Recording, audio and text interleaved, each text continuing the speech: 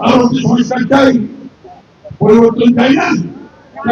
এটাকে আমরা বলছি একটা আমরা বিএনপি, আমি মির্জা আলমগীর আপনাদের পাশে আছি সবসময়, অতীতে ছিলাম, এখন আছি।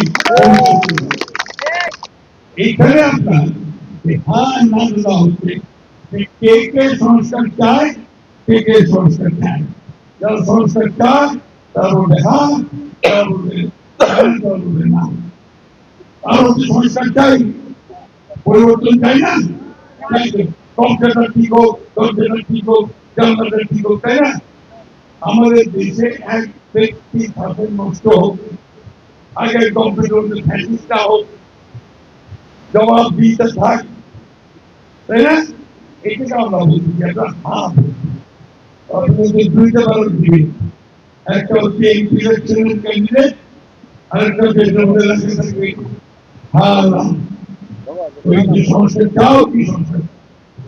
আপনি যদি হ্যাঁ দেন তাহলে সংস্কার তো হবে, আর যদি না দেন তাহলে হবে, তাহলে আবার এই জন্য আমরা সবাই আমরা হা হবে। আমার নেত্রী বেগম খালেদা জিয়ার একটা কথা বলতে আমার ভালো লাগে। যখনই কোন হিন্দু নেতা বলতো যে আমরা তো সংখ্যালঘু, উনি বলতেন যে আপনি সংখ্যালঘু কথা আমার সঙ্গে বলবেন।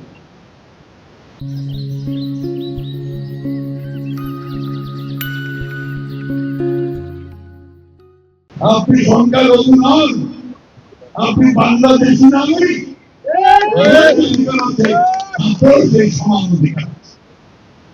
আমি আপনাদেরকে এই কথা জোরকে বলতে চাই, আপনার নিজের অধিকারের জন্য নিজের পায়ে দাঁড়ান। কেউ কতজন খারাপ প্রকাশে আপনাদের উপর অত্যাচার করবে, আপনাদেরকে ধারণ করবে, এটা করার সাহস কেন কোনদিন তারা না পায়।